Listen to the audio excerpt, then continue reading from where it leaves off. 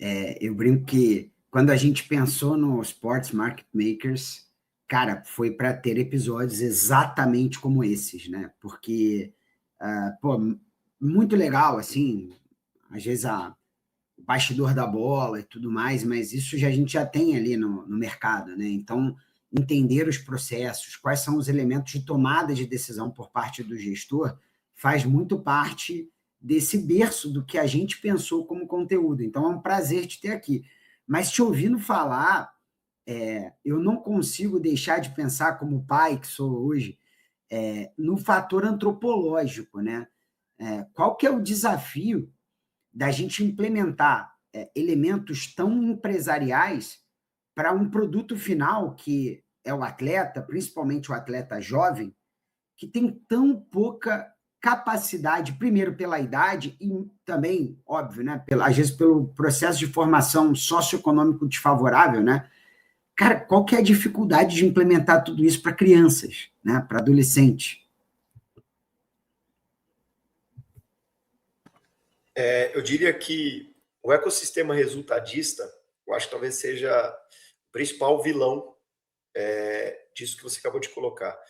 Porque esse ecossistema que cobra resultado, tanto em base quanto profissional, assim, que julga simplesmente todo momento as pessoas pelo resultado, e às vezes pode ser um resultado por causa de um árbitro que errou um pênalti, um impedimento que não foi, um jogador que naquele dia estava mal, enfim.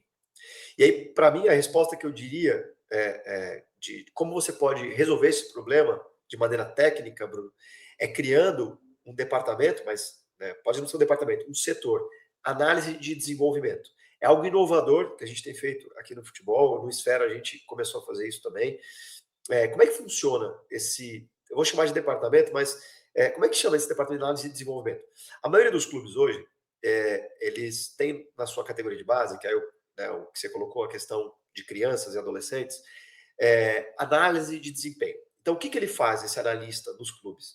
Ele simplesmente avalia o jogo. Ele não avalia o jogador. Então, ele faz um curso de análise de desempenho da CBF, em qualquer lugar. Aí ele entra no clube. E aí, quando ele entra no clube, ele fica ajudando o treinador a olhar adversário e ajudando o treinador a criar estratégias para vencer os seus adversários. O que ele não faz? Ele não avalia e analisa o desenvolvimento dos jogadores. Então, para mim, não faz sentido, na categoria de base, um departamento de análise de desempenho. Por isso que, para mim, já nos 2 últimos clubes, a gente já vem criando esse departamento de análise de desenvolvimento. E aí, Gabriel, dá exemplos concretos desse departamento. Como é que você faz uma análise de desenvolvimento? Análise de desenvolvimento, primeiro, você tem que saber o que você quer daquele atleta. Então, assim, eu quero que ele chute melhor, eu quero que ele cabeceie melhor, olhar técnico. Eu quero que ele saiba falar outras línguas, formação integral. Eu quero que ele saiba jogar de costas, um olhar tático. Eu quero que ele desenvolva massa magra, eu quero que ele desenvolva força e potência, olhar físico. Eu quero que ele desenvolva uma melhor comunicação e liderança, soft skill. Então, assim, o que eu quero dos meus atletas? Qual é o fim? Quando eu quero tirar uma foto fim, uma foto final desse meu atleta na cadeia de sub-6 até sub-20, que foto que eu quero lá no meu sub-20 para ele transitar para o profissional? A foto é essa. Fim, tire a foto. Aí o que eu preciso fazer? A próxima pergunta é: o atleta está com 13 anos, o atleta está com 9 anos, o atleta está com 16 anos. O que ele tem de déficit para ele chegar nessa outra foto? E detalhe, Bruno, isso não depende da tua vitória de quarta e sábado. Isso depende só de um olhar de desenvolvimento para o atleta. Então você vai usar os jogos, né? E o Garganta fala muito isso, ele diz assim, na base se joga para treinar e no profissional se treina para jogar. Então, quando eu jogo, é o momento que eu tenho para observar o indivíduo. O quanto que ele consegue liderar, comunicar, passar, atacar, correr, equilibrar, pensar. Eu olho para aquele jogador. E esse olhar para o jogador e não para o jogo é o que, na minha opinião, a maioria dos clubes hoje e formadores de base erram. O olhar em cima do jogo e não do jogador. E quando eu quero monetizar venda de atletas, o olhar tem que ser do jogador para o jogo, e não do jogador para o jogador. É claro que um ajuda o outro. Melhorar o jogo, melhora o jogador. Melhorar o jogador, melhora o jogo. Mas esse paradigma tem que partir do jogador para o jogo se o meu objetivo é vender atletas. Então, assim, ou no Esfera, como fala, né, Pedro? Transferir os atletas, né, como a Aranha fala. Então, assim, eu acho que você precisa criar um departamento que analise o desenvolvimento dos atletas. E esse analista, ele não está vinculado. Como é que acontece para o pessoal que não acompanha a realidade do clube? No clube funciona assim: você tem numa comissão técnica do sub-15, o treinador, o auxiliar, o preparador físico, o analista. Então, assim, o analista não está vinculado à comissão. O analista está vinculado ao head análise, que está vinculado ao gestor técnico. E aí, esse departamento, você tem que criar ferramentas para analisar o desenvolvimento dele. O tempo todo avaliando e conversando sobre o desenvolvimento dele. Então, vamos lá, na prática, o que a gente faz? Toda segunda-feira, segunda ou terça-feira, nós fazemos reuniões com as comissões técnicas, não para discutir como foi o ataque, como foi a defesa, como foi a transição, como foi a bola parada. A gente discute o jogador. A gente tem 6 indicadores para cada posição dentro do clube. E aí, da sub-13 para baixo, a gente tem 7 indicadores universais. E aí a gente vai, então, discutindo se aqueles indicadores estão melhorando ou não. E aí você vai criando ferramentas. Então, por exemplo, hoje já tem ferramentas a custo zero ou pagas. Então, assim, a desculpa do cara que trabalha em clube pequeno, que não quer analisar o desenvolvimento, para mim é desculpa esfarrapada, é muleta. Você tem, por exemplo, um software chamado Eyeball, e aqui eu estou fazendo propaganda gratuita, porque eu não ganho nem o real deles, mas tem um software chamado Eyeball, que funciona assim, Bruno. Ele te dá as views, que são câmeras tops hoje, aquelas verdinhas, views. Ele te dá uma câmera, você filma o teu jogo, você sobe, faz um upload para eles do teu jogo, e eles te devolvem com todas as estatísticas e imagens que você quiser dos indivíduos do teu jogo. Quanto custa isso? Zero. Zero, de graça. Como é que eles monetizam, Gabriel? Porque eles vão pegar essas imagens e vão vender esse banco de imagens para scouts europeus. Então, quem paga, quem financia a Eyeball são os scouts que estão comprando as imagens e os números e estatísticas. E você ainda está expondo o seu ativo para esse tipo de janela. Então, assim, Gabriel, como é que você conheceu isso? Porque eu fiz umas 35 reuniões com softwares do mundo todo e descobri esse software que ele era de um dinamarquês com francês e descobri um software que faz isso de forma gratuita. E aí ele me dá câmeras e ainda faz esse software. Então, assim, você pode ter imagens, você pode ter estatísticas, você precisa criar os seus indicadores, você precisa olhar para essa criança, para esse adolescente como alguém em formação. O corte da Ellen Telles, quando ela fala, não compre o jogador que mais performa, compre o jogador com maior reserva de desenvolvimento. Cara, aquilo ali eu falei, é da bola. Ela é da bola, porque só quem realmente tem um olhar de negócios e um olhar de desenvolvimento tem esse olhar. E ela até citou o Jonas, que é um cara sensacional do Juventude, uma das dos melhores profissionais que forma jogadores do Juventude é o Jonas. Então, assim, quanto você paga, por exemplo, para o teu treinador, Pedro, formador, lá nas categorias inferiores? Paga uma merreca. Então, quem que você vai ter? O iniciante. Quem que nós deveríamos ter? Do sub-6, 7, 8 até o sub-12. Você tinha que ter um cara cabecinha branca. Eu viajo a América do Sul toda com a Conmebol, a maioria dos clubes da América do Sul tem só cabecinha branca nas categorias iniciais. No Brasil, a gente tem universitários saindo da universidade, porque são salários mais baixos, tão competitivos. Então, se eu quero colocar, por exemplo, na época do Esfera, eu levei para lá o Geraldo, Pedro. O Geraldo nunca tinha trabalhado nas menores, mas é um cara com olhar para scoutear jogador, desenvolver jogador e falar com o jogador. Os jogadores amam o Geraldo, os pais amam o Geraldo. E essa socioafetividade do jogador, do treinador nas categorias iniciais, é o mais importante para o desenvolvimento dele.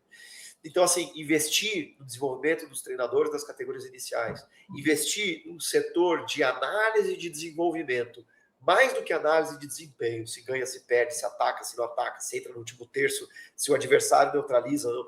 Esse olhar tático estratégico é mais para as categorias finais, 17 e 20. Você precisa ter um olhar muito mais de desenvolvimento para dentro do teu clube. Aí, Bruno, você vai realmente fazer isso andar. Aqui a gente tem feito isso. A gente trouxe 2 tradutores de dados, a gente fez um processo seletivo, trouxe 2 tradutores de dados. Eu não chamo de analista de dados, chamo de tradutor de dados, que vai pegar o dado, interpretar para a gente e entregar. Esse departamento está em construção, mas o que eu vejo como, aqui dando uma consultoria gratuita aqui no canal, o que eu acho que os clubes têm que fazer? Eles têm que criar esse departamento. E esse departamento, o que os clubes fazem de errado em termos burocráticos, por exemplo, Pedro e Bruno? Aí já pega essa aí para outfield também, Bruno. Ô Pedro.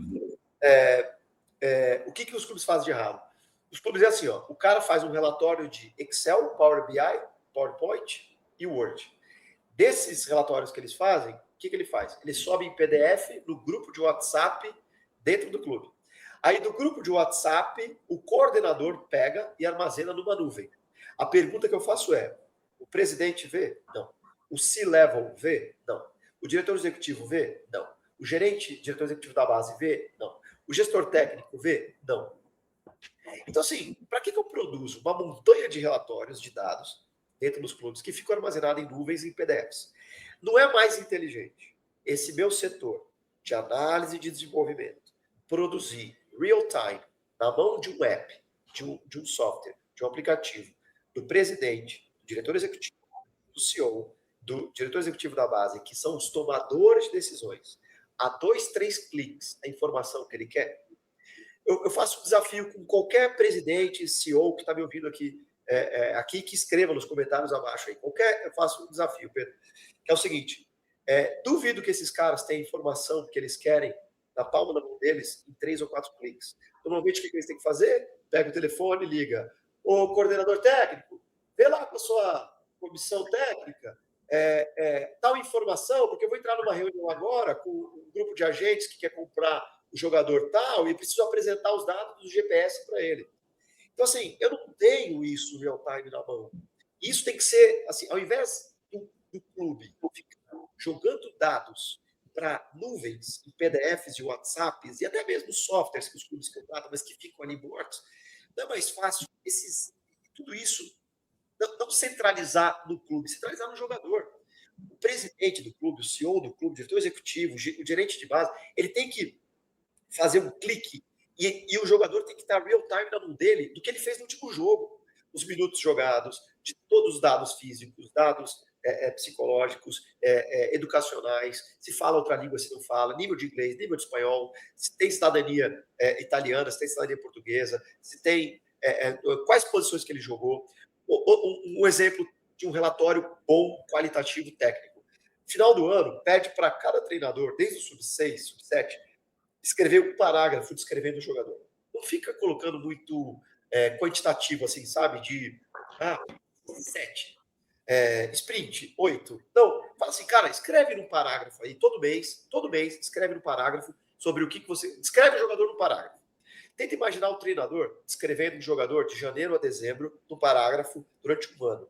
Tenta imaginar agora isso no mês longitudinal, do sub-6 até o sub-20, com treinadores diferentes e pessoas diferentes avaliando esse jogador, escrevendo um parágrafo a cada mês dele. Joga esses parágrafos numa IA e faz uma nuvem de palavras, das 10 principais palavras que descrevem esse jogador. Você tem o relatório do jogador. Entende? Então, assim, são, de novo, ações técnicas, gestão técnica, barata, que aumenta o teu ativo, melhora a tua tomada de decisão.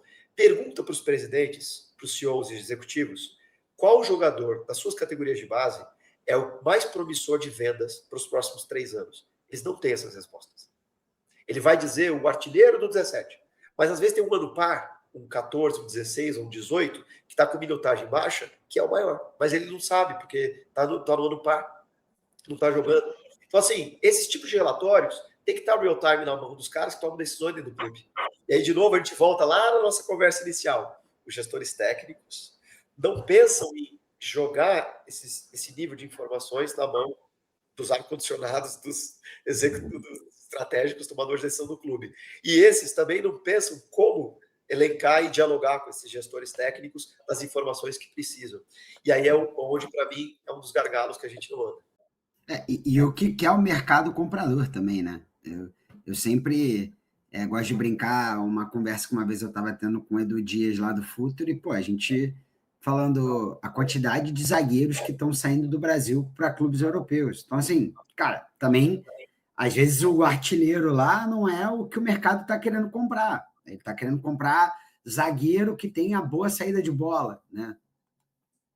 Exato. A importância do departamento de mercado, né? Que aí cruza com outro ponto que o Gabriel levantou aí ao longo da conversa,